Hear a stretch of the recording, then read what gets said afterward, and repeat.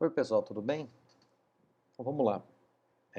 Na aula passada, a gente está tratando de texto publicitário, né? E na aula passada a gente chegou aqui nessa contribuição do Nietzsche, que é do modelo, dos dois modelos de texto, né, que existem, do modelo apolíneo, que é o modelo racional, e do modelo dionisíaco, que é o modelo emocional, né? Que está relacionado à emoção e ao humor. Mas, enfim, de acordo com essas particularidades do produto ou do serviço, da marca, né, do perfil do público-alvo, então você acaba tendo que investir num discurso que seja mais dominado por um desses dois polos. É lógico que existe também é, propaganda que é híbrida, né? Propaganda que se utiliza das duas maneiras, né? Se utiliza dos dois tipos de discurso ao mesmo tempo, né? Que não é só porque eu estou fornecendo características é, interessantes sobre o produto ou coisas que são a respeito do produto que eu tenho que deixar de lado a emoção, o humor e outras coisas. Mas o Carrascosa, que é o autor do livro que traz essa teoria pra gente, né, o Anzanello Carrascosa, ele avalia que tanto essa linha do apolíneo quanto a linha do dionisíaco são baseadas na estrutura formal do discurso do Aristóteles lá na arte da retórica, né, da arte retórica e arte poética, né? E então, o Aristóteles, ele dividiu, dentro desse livro dele, da arte da retórica, né, e da poética, ele dividiu em três gêneros, né? Dividiu no gênero deliberativo, no gênero judiciário e no gênero demonstrativo ou epidítico, né? Então, dentro desse gênero deliberativo, né, que é o gênero, por exemplo, que a gente acaba mais utilizando, ele vai aconselhando ou desaconselhando uma ação futura. Então, por exemplo, a ideia aqui é você dizer para a pessoa, olha, o que você precisa fazer ou o que você não precisa fazer. Então, no gênero judiciário, então já ia assim, é uma acusação de defesa sobre fatos passados. Então, sim, é um discurso que é mais utilizado justamente pelo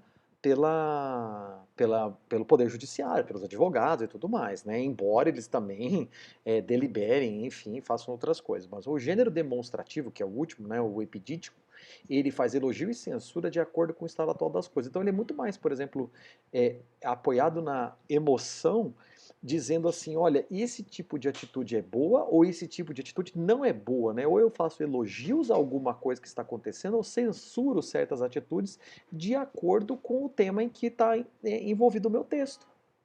Então, é assim que você funciona. Então, o gênero deliberativo ele fica muito mais apoiado, aconselhando e desaconselhando numa coisa relacionada a fatos, e o demonstrativo muito mais ligado às emoções, porque ele faz elogio ou censura de acordo com aquilo que você quer fazer.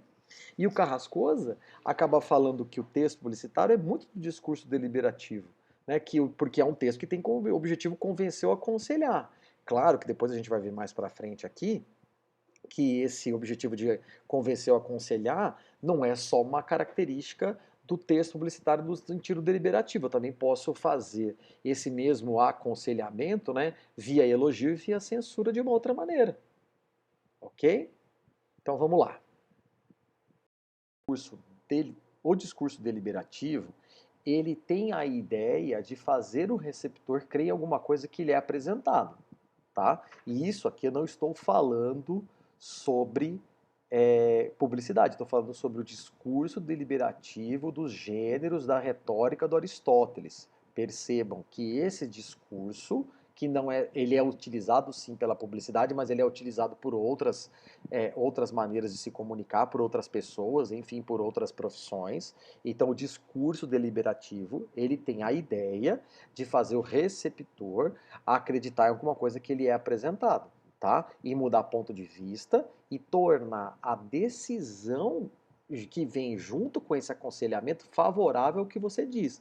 Então, nesse sentido, o que o texto deliberativo, o discurso deliberativo faz é muito mais apresentar quais são as razões de você utilizar ou de você reafirmar o conceito que você quer passar do que os pontos negativos. Falar assim, olha, compre meu produto, é um produto muito legal, mas meu produto é pequeno, ele vem em poucas unidades. Então você não vai ficar dizendo para as pessoas as coisas que são ruins, você vai falar sobre ela, sobre as coisas que ajudam ela a mudar o ponto de vista sobre uma certa coisa. Então, ninguém faz propaganda para ficar salientando quais são os pontos ruins que nós temos é, é, é, do nosso produto, da nossa vida. A gente não faz isso sobre a gente mesmo, né? É muito difícil fazer isso, né? Falar assim, me fala 3, 4 coisas que você sente ruim sobre você. Né? É muito difícil de você ter essa autopercepção e essa autocrítica. Então o produto, a propaganda não faz isso. A propaganda não vai lá e vai colocar em evidência, a não ser que ela esteja querendo fazer uma inversão na proposta, né? Eu falo assim, nossa, em vez de eu falar bem de mim, eu vou falar mal de mim mesmo, mas por um aspecto cômico, por um aspecto humorístico, para as pessoas entenderem como eu sou um produto legal, ou eu tenho eu sou uma coisa legal de você ver. Então, também acontece, mas não é esse o sentido, tá? Então, bom, o objetivo do discurso deliberativo é convencer ou persuadir, aconselhar, tá? Eu não gosto muito da palavra persuadir, mas é a palavra que o Aristóteles usa, né, de persuasão. Eu gosto mais da palavra aconselhar. Mas perceba que essas duas coisas são coisas que não são iguais. Convencer é uma coisa, persuadir é outra. Convencer está ligado a provas, está ligado ao racional, está ligado à sua cabeça. Eu não convenço ninguém por meio do emocional, eu convenço lhe apresentando provas. A persuasão, o aconselhamento, já não é uma questão de provas, já é uma questão emocional. Então eu não vou falar com a sua cabeça, com a sua mente, eu vou falar com a sua emoção, vou falar com o seu coração. Tá legal? Então ele não vem, ele vem do. Eu escrevi aqui errado no outro slide, mas tudo bem, a gente vai entender rapidinho.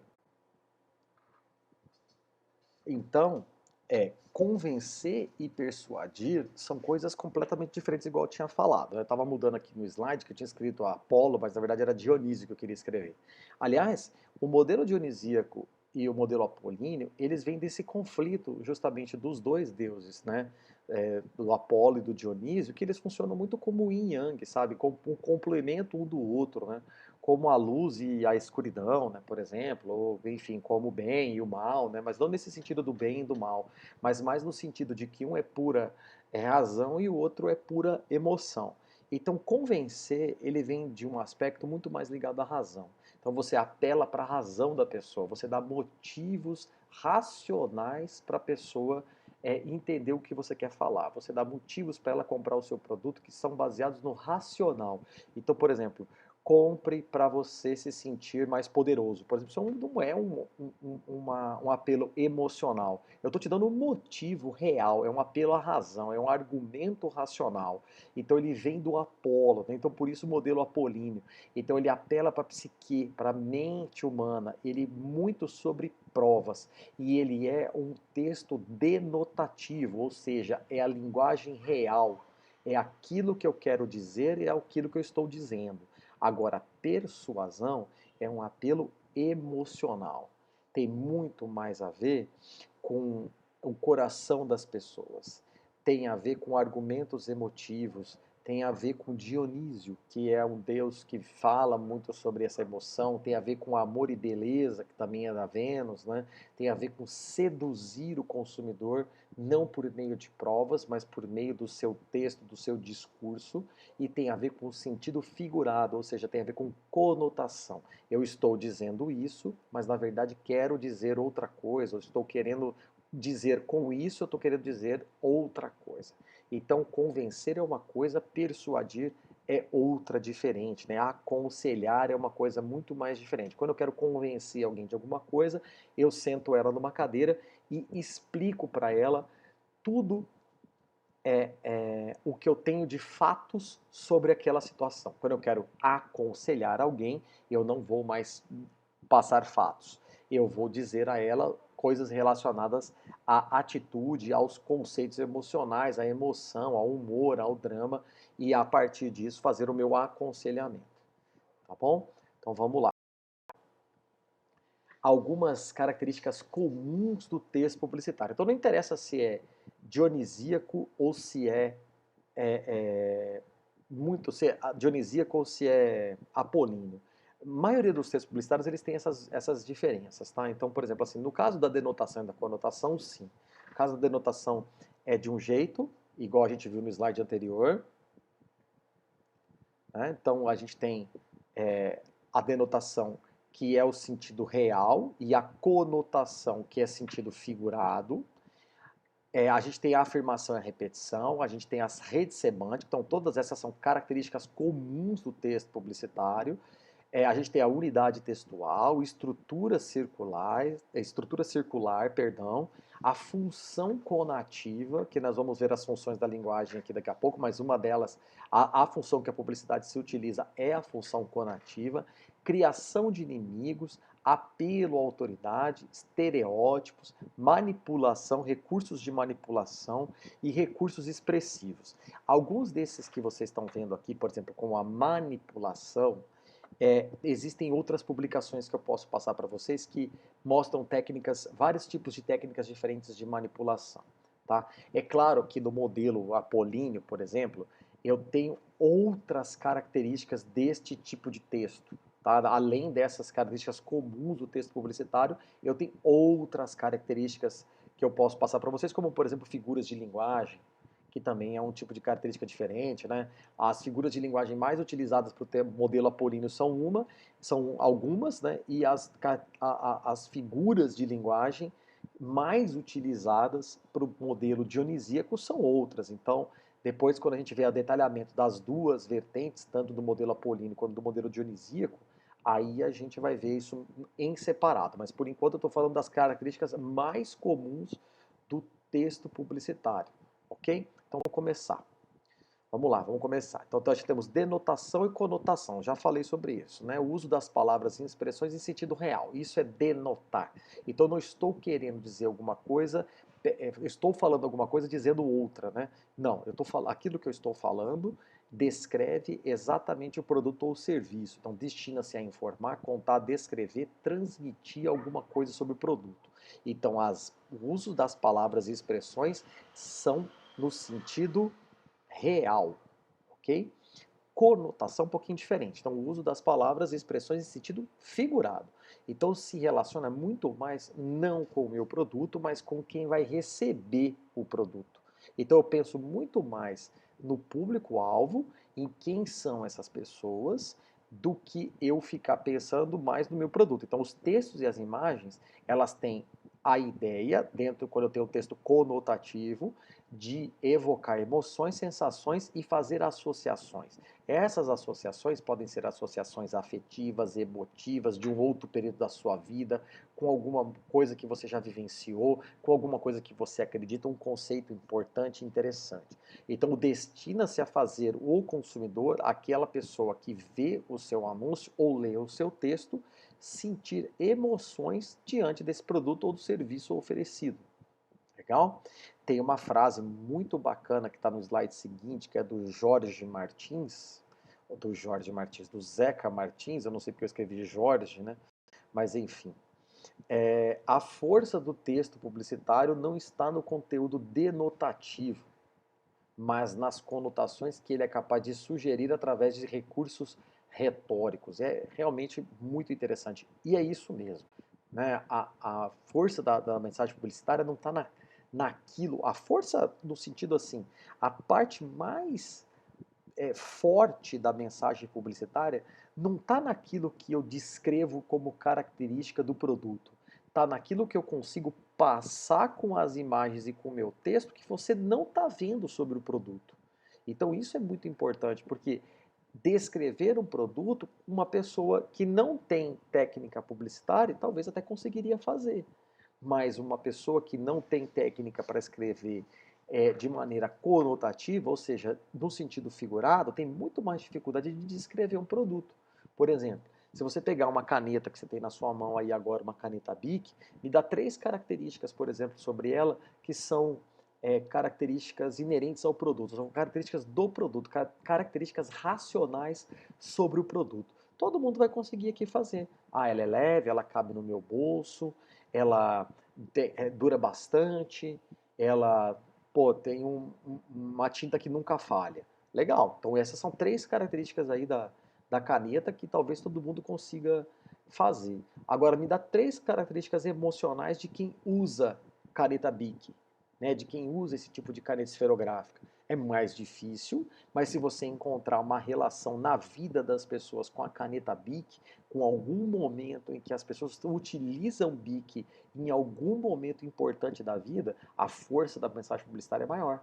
Então você fornece sim os dados, as informações, mas o discurso pode ser muito mais eficiente se você também se utilizar da conotação em vez de apenas a denotação. Então, se você usar, por exemplo, informações que não são apenas as informações relacionadas ao produto, ok? Então, vamos lá. As próximas características do texto publicitário. Afirmação e repetição. Então, o texto publicitário ele não se utiliza no negativo. A gente não fica falando não para as coisas, né? A gente usa sentenças afirmativas e imperativas. A gente fala para as pessoas o que elas têm que fazer. Se você deixar dúvida sobre o que o consumidor precisa fazer daqui para frente, ele toma a decisão de não consumir o seu produto. Então não pode ter essa vergonha de pedir para as pessoas usarem, não pode ter a vergonha de pedir para as pessoas pesquisarem, procurarem, comprarem, nada disso. Tá? Então o uso de sentença afirmativa ou imperativa. Beleza? Então o discurso tem que ser fechado e a prova de dúvidas. O que é o discurso fechado? Discurso fechado é aquela estrutura circular que eu tinha falado para vocês. Eu proponho um raciocínio sobre isso e termino o meu texto publicitário voltando no raciocínio inicial. Ou seja, eu não deixo margem para as pessoas pensarem sobre ter dúvida ou pensarem se elas querem ou não comprar o produto. Ler o meu texto publicitário tem que ficar muito claro o que o meu produto tem de bom e como ele vai mudar a sua vida. A repetição reforça o sentido das palavras, inclusive a própria marca. Então não esqueçam também que de vez em quando é importante você repetir palavras que são importantes como característica do produto ou até mesmo a própria marca. A rede semântica já é uma associação de palavras análogas em relação ao tema que você está vendendo ou em relação ao produto que você vende. Então, é um jeito interessante de construir texto publicitário. Quero lembrar que essas características mais comuns, você não precisa usar todas elas no seu texto, mas você pode usar nesse rede semântica e afirmação, no outro estrutura circular e assim vai indo. A gente tem os textos baseados em palavras análogas, eles são palavras análogas a partir de um raciocínio inicial. Ok? Então, assim, palavra análoga é palavra parecida com o tema que eu estou propondo. Isso vai reforçar a unidade do texto e vai facilitar a memorização e a coesão do seu discurso. Vai parecer que você está falando muito sobre o mesmo assunto. Muito sobre o mesmo assunto. E isso é o item seguinte, que é a unidade textual e a estrutura circular. Unidade textual é o texto publicitário tem que tratar de um único assunto, que ele é introduzido no título, no exórdio, né? A gente vai ver depois o que é exórdio. E ele é calcado muito nesse modelo do Unique Selling Proposition. Né? O que é o Unique Selling Proposition? Eu não vou vender muitas coisas sobre o meu produto, eu vou vender um único aspecto do meu produto. Um único aspecto dele. Eu não vou ficar vendendo todos os aspectos. Isso confunde o consumidor. O consumidor quer saber qual é aquela única coisa que vai mudar a vida dele. Então, o texto deve tratar de um único assunto que você introduz no título e sempre usar o modelo de única proposta de venda, proposição única de venda. Eu falo sempre do mesmo assunto. A estrutura circular, ou seja, ela funciona assim. Você dá o tema, o título, o sobre o que você vai falar lá no seu título, no exórdio, no início, na introdução, e tem que acabar o texto falando sobre a mesma coisa que você propôs no início. Sabe aquela figura da cobra que morde a própria cauda? Então é exatamente isso que é uma estrutura circular. Esse texto que é em circuito fechado, ele acaba evitando questionamento e leva ao consumidor a chegar na mesma conclusão que o seu anúncio já chegou. Né? O Humberto Eco tem, lembram disso lá no discurso dos discursos abertos e discursos fechados do Humberto Eco? É a mesma coisa, exatamente a mesma coisa. Seguindo, então aí a gente tem as funções da linguagem. Cada uma das funções da linguagem, né, isso vem do Roman Jacobson, que é um outro autor, ele acaba analisando a partir dos elementos comunicativos, né, do emissor, receptor, referente da informação, da mensagem, do canal e do código, ele percebeu que cada uma dessas funções da linguagem acaba centrando em um desses elementos comunicativos. A que nos interessa a que mais nos interessa é a função conativa, tá? Favor não confundir com conotação e denotação, são coisas diferentes, tá legal? Aqui a função da linguagem no qual o discurso publicitário está mais apoiado é na função conativa. Nós temos a função referencial, a função emotiva, a conativa, a fática, a metalinguística e a estética. Essas são as 6. Eu vou falar de uma por uma, mas lembrando que a gente vai chegar na função conativa, que é a função que mais nos interessa. Bom, a primeira é a função referencial. A função referencial é objetiva, é linguagem direta e não tem subjetividade. A informação é muito objetiva, o conteúdo é informacional e não tem a opinião. Então, onde você encontra isso? Você encontra em texto jornalístico, ou deveria pelo menos encontrar. Você encontra em texto científico, em texto educativo, em texto didático. Então eu dou informação, é só informação. Então a função referencial, ela fica centrada na mensagem. Na mensagem.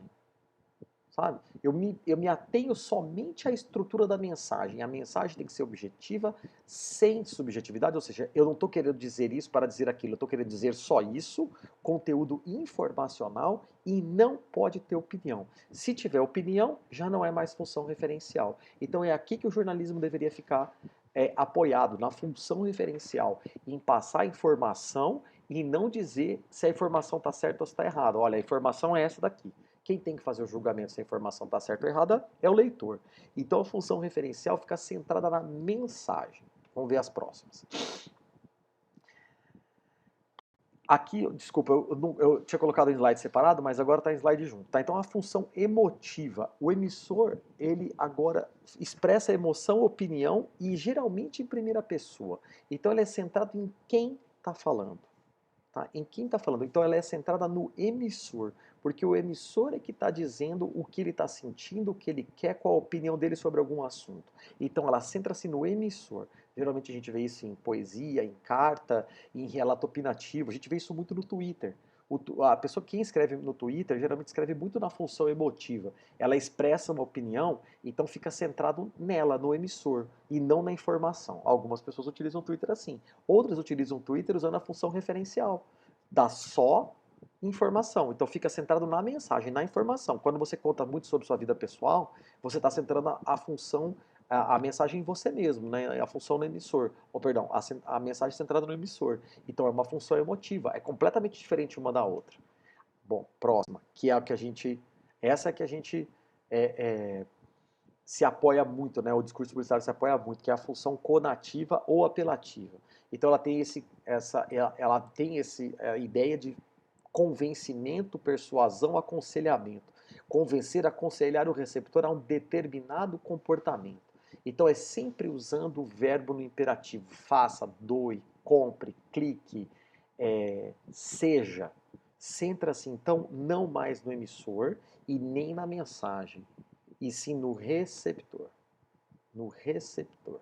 Discurso político, mesma coisa. Sermão é a mesma coisa.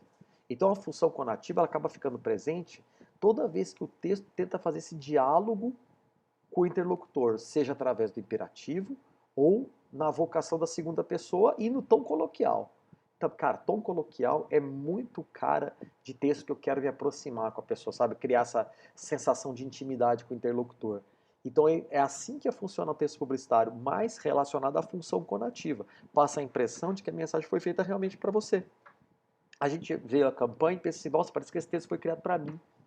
Então aqui a centralização é no receptor, ou seja, eu penso em quem é o meu público-alvo e crio uma mensagem explicitamente feita para ele. Então eu não estou mais centralizando isso na mensagem em si, não é mais o emissor, agora ele é no receptor, que é o que nos interessa, quem é o público-alvo. Ok? Próximo. Função fática. Então aqui a função fática centraliza-se no canal. Então, por exemplo, aqui eu faço utilização do canal para verificar a abertura e fechamento de possibilidade comunicativa. Isso é uma função fática. Então, verifica o contato com o interlocutor, ou seja, é possível haver contato? Esse canal funciona como uma via de mão dupla?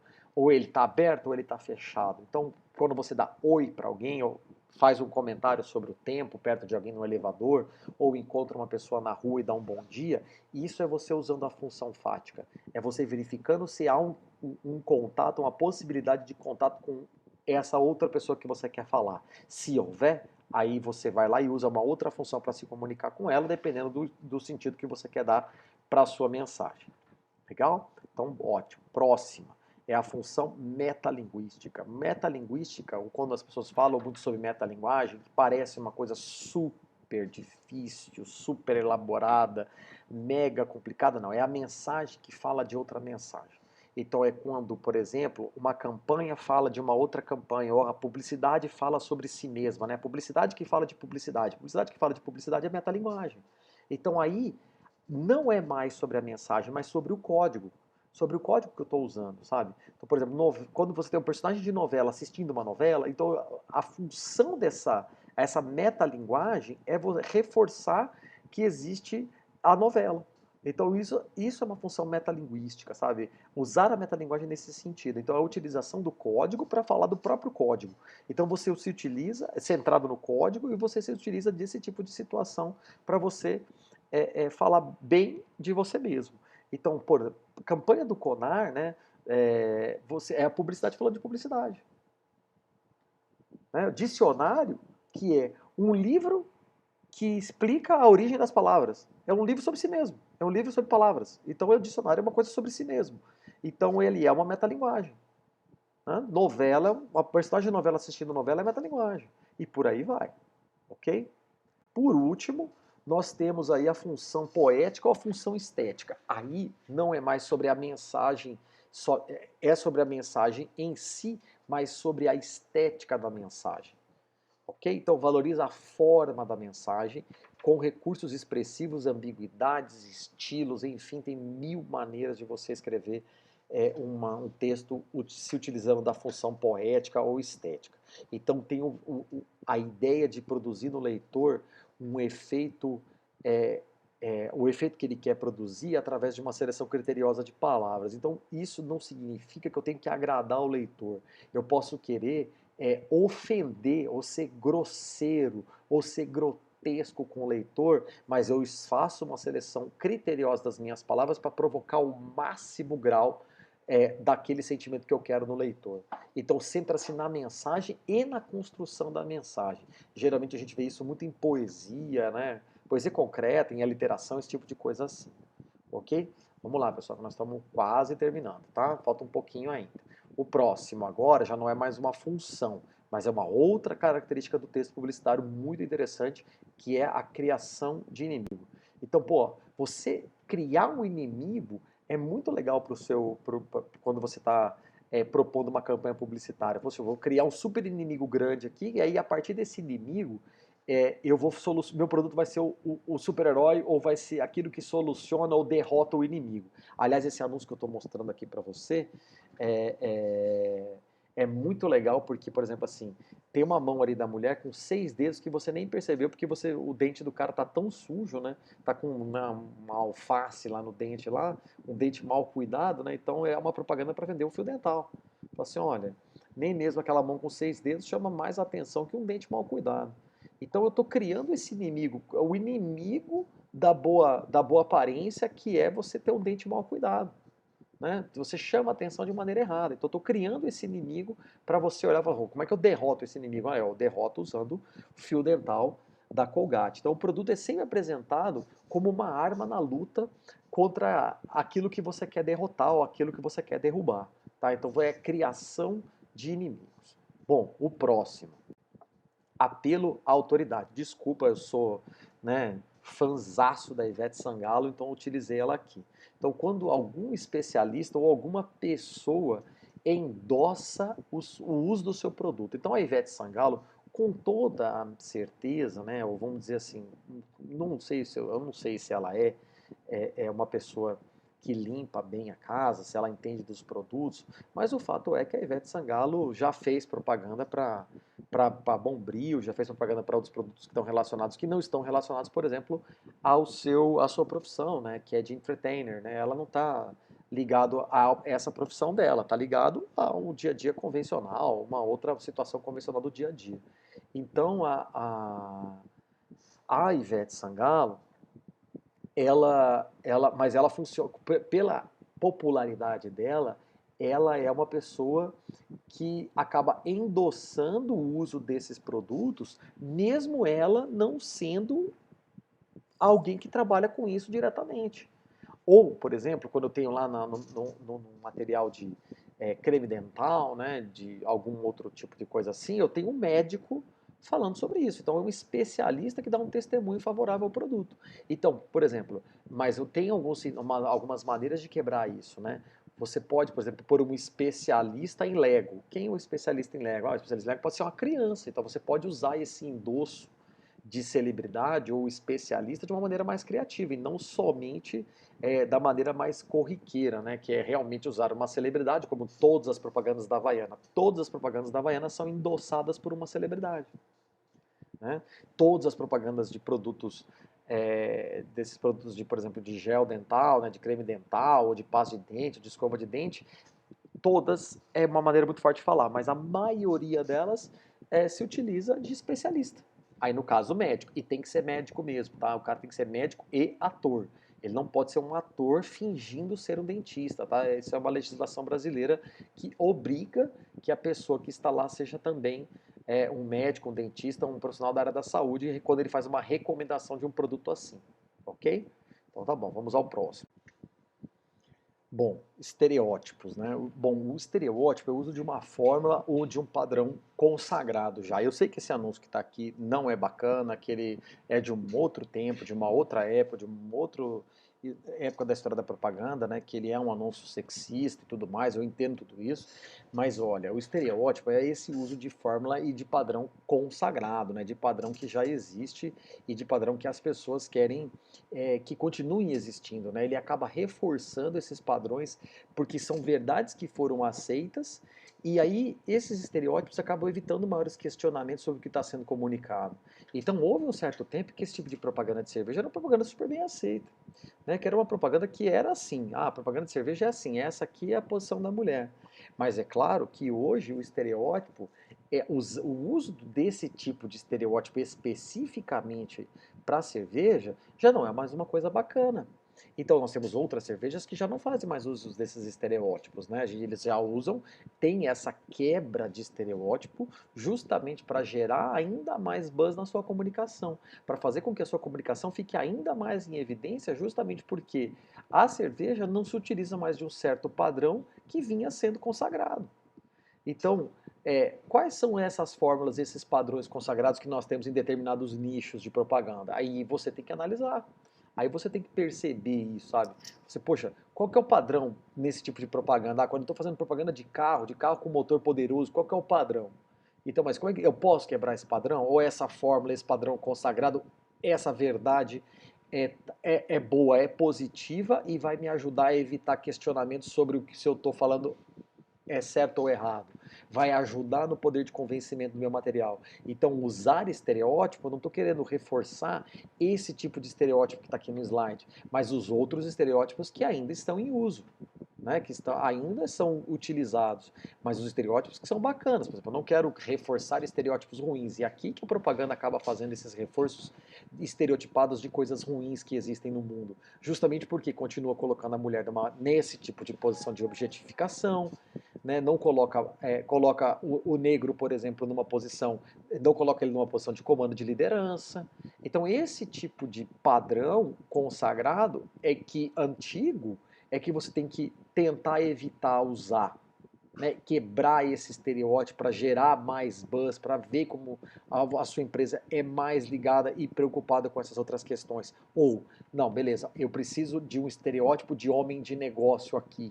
Eu realmente preciso, né, do homem de terno. Então, tudo, independentemente dele ser branco ou negro ou magro ou gordo, né? Isso não interessa, me interessa sim o padrão do executivo de negócios, né? Então o executivo, então da mulher de negócios, me interessa esse padrão. Então esse estereótipo é um padrão consagrado que você pode utilizar. Ah, qual que é o padrão consagrado, o estereótipo, por exemplo, para professor ou para aluno? Que tipo, como é a imagem do aluno? Então, assim, poxa, para eu passar logo de cara que essa pessoa é um aluno, ele precisa ter um certo estereótipo. Né? Como que seria esse estereótipo do aluno para vocês? Então, isso é importante perceber. Né? E algumas campanhas, por exemplo, como as campanhas que a gente vai ver nos próximos slides, fazem essa quebra desses estereótipos. Vamos ver?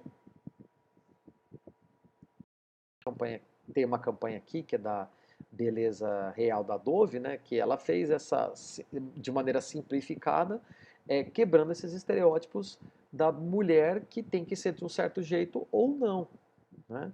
Então é muito bacana. Então eu vou mostrar 3 anúncios para vocês. Esse aqui é o primeiro, esse aqui é o segundo, que é bem legal também, e esse aqui é o terceiro, também muito bacana. Quase terminando, tá? Legal. Vamos para o próximo slide com mais uma característica do texto publicitário. Legal. Então a manipulação é essa dinâmica de aconselhamento do convencimento gentil. Então, manipular alguém não significa que você está querendo que ela faça alguma coisa ruim. Tá? A gente tem que dar esse sentido de manipulação. Às vezes, faz isso de uma maneira ruim. Mas pai, por exemplo, que orienta filho, muitas vezes usa o recurso da manipulação. Nem sempre o recurso certo. Então, às vezes, ele se utiliza, por exemplo, de uma tentação. Então, vamos falar do pai para o filho. Né? Tentação, ele vai dar uma recompensa. Se você fizer tal coisa, eu te dou tal coisa. Na publicidade também pode fazer isso. Olha, se você usar meu produto, você vai ter esse benefício.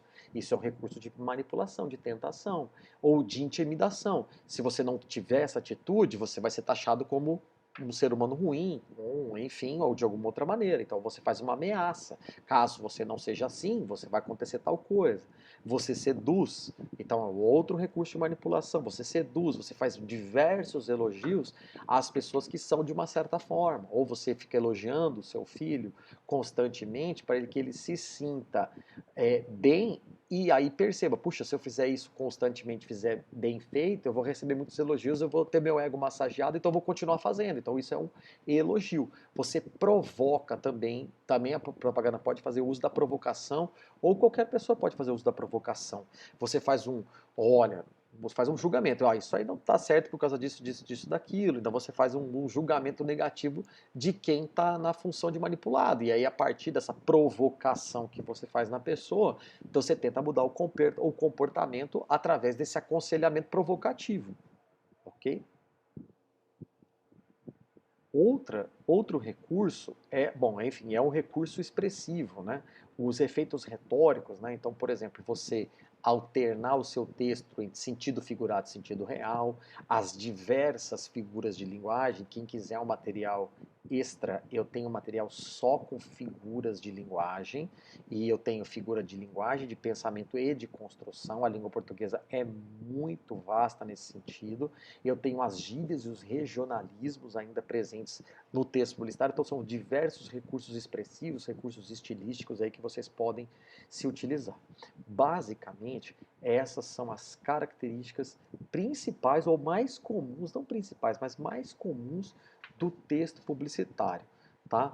Então aí no próxima aula a gente vai ver essa contribuição mais específica, né, do Apolíneo e do Dionisíaco, né, da contribuição do Nietzsche, que tanto a linha apolínea quanto a dionisíaca acaba se baseando nas estruturas formais do discurso do Aristóteles e dessa obra da arte retórica e da arte poética. Então, na próxima aula a gente vai ver essa separação do que é apolíneo, do que é dionisíaco, e aí a gente continua a partir daí.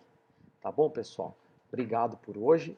Quem quiser, assiste de novo, ouve mais de uma vez. Eu acho importante que vocês reforcem essa aula, porque ela é a parte inicial, ou seja, das características do texto publicitário. Você tem que dominar essas características para depois você pensar nas partes separadas, né? O meu texto vai ser mais racional, vai ser mais mais emocional, então você para depois fazer isso. Então, primeiro no começo, lembrar das características principais do texto publicitário, para você ter uma boa base, para daí sim, se você quiser quebrar as regras, fazer de outro jeito, fazer diferente, modificar, melhorar, aumentar, conforme você quiser.